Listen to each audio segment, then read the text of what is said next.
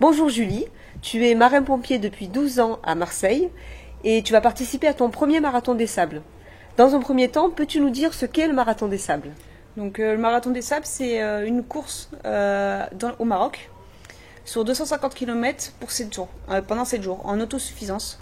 Donc en fait, en gros, on va tout porter pendant nos 7 jours de course à pied dans le sable, bien sûr. Alors nous sommes à 2 semaines de l'événement, j'imagine que la pression commence à monter. Oui. Qu'est-ce que tu appréhendes le plus? Alors pour moi, ça sera les ampoules. Je sais que c'est environ 75% des gens, même plus, qui font le marathon des sables qui ont des ampoules. Et ça fait ralentir énormément. Donc je préparais mes pieds depuis décembre, mais je vais voir le podologue et tout. Mais je sens que les ampoules, ça va être très très dur avec le sable et tout, ça va être très très dur. Alors à travers ce défi sportif, tu as décidé de soutenir une association, Des Étoiles dans la mer, qui aide à la recherche contre les tumeurs cérébrales incurables. Oui. Peux-tu nous expliquer plus en détail? Donc en fait c'est une association qui est de la recherche pour le glioblastome. Donc comme tu as dit, c'est une tumeur cérébrale incurable qui a touché mon père il y a plus de 6 ans et demi en fait. Il est décédé malheureusement en décembre 2021. Et après 6 ans et demi de combat, faut savoir que c'est une tumeur qui touche tout le monde, d'un enfant à une personne âgée, et qui tue environ au bout de 15 mois. Donc c'est vrai que mon père, il a eu de la chance, il a survécu pendant 79 mois. Donc c'est vraiment très très impressionnant.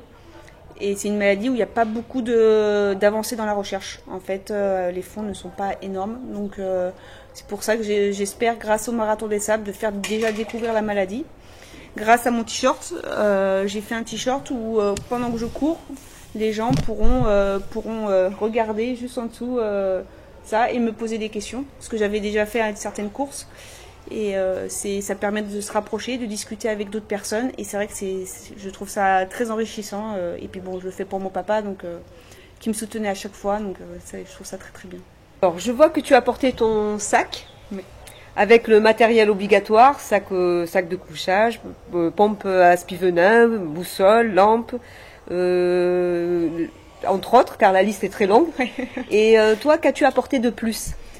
Pour dormir, c'est très important. Pour moi, le duvet, le matelas, c'est quelque chose de très important. Donc j'ai pris un bon matelas qui prend toute ma longueur en fait, parce qu'il existe aussi des matelas tout petits.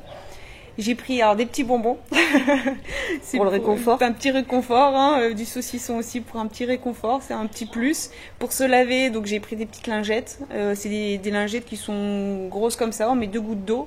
Et en fait, ça nous lave le corps avec un petit peu de savon. Et puis voilà, ça permet de se sentir à peu près propre pour 7 jours, parce qu'on n'a pas de douche. Dans le Sahara, il n'y a pas de douche. Donc voilà, c'est des petits conforts que je me dis que ça prend pas trop de place. Et ça me permet d'être mieux physiquement et psychologiquement. Et est-ce que tu as prévu aussi des claquettes? Oui, les claquettes, parce que le sable, il fait 45 degrés la journée, donc il va faire très très chaud. Ouais, j'ai prévu des claquettes. Oui, pieds nus, ça risque de faire mal. Ça risque de faire mal, ouais, c'est ça. Puis c'est bien d'avoir les pieds à l'extérieur, d'être à l'air libre d'être tout le temps enfermé dans une chaussure, c'est pas forcément l'idéal. Pour rappel, c'est une course en autosuffisance alimentaire, c'est-à-dire qu'on vous fournira que de l'eau. C'est bien ça? C'est ça, tout à fait. Donc à chaque ravitaillement dans les courses, on a de l'eau qui va être fournie.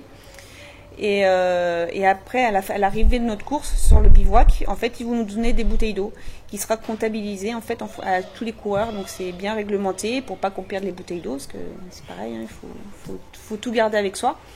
Donc l'eau, on l'utilise quand on arrive au bivouac. On doit l'utiliser en fait pour boire bien sûr, pour se laver et pour se nourrir. Donc il faut bien économiser l'eau pour toute la fin de l'après-midi, le soir et le lendemain matin, et pour repartir avec de l'eau aussi pour courir, pour la course du lendemain. Donc c'est vrai que c'est assez important. C'est une grosse gestion. Grosse gestion, oui. Et pour la nourriture, qu'as-tu prévu?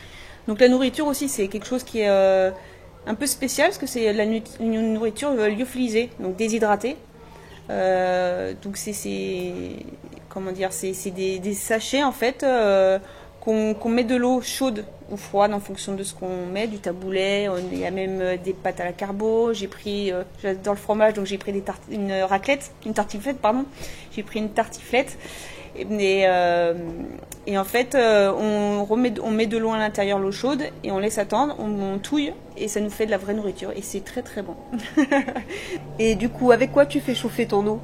Donc en fait, c'est avec un bol et une soucoupe en dessous, et on fait chauffer des pastilles en fait. On fait chauffer des pastilles à l'intérieur qui fait chauffer l'eau, et voilà.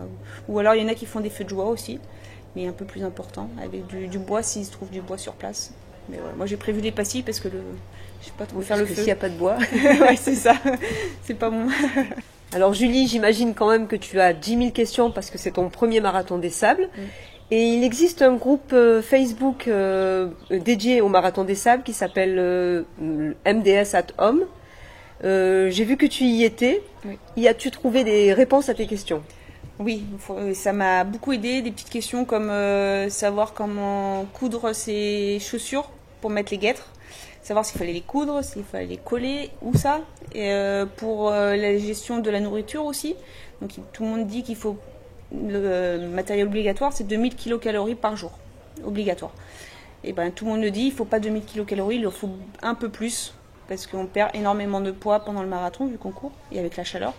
Donc c'est vrai que c'est très intéressant, et en plus j'ai rencontré beaucoup de monde là-bas, vu que j'y allais toute seule, en fait, ça m'a permis de rencontrer des gens qui habitent dans le sud, et avec qui je vais pouvoir les voir au marathon. Donc c'est plutôt cool, on discute ensemble, ils l'ont déjà fait, donc on s'échange, ils m'échangent des petits conseils, me dire n'oublie pas de prendre de la crème pour les frottements ou des choses comme ça.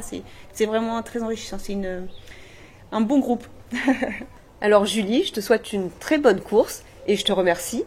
Durant cette course, tu vas rencontrer certainement Pascal qui filme en immersion le Marathon des Sables avec pour thème cette année les femmes au cœur du Marathon des Sables 2023. Merci beaucoup.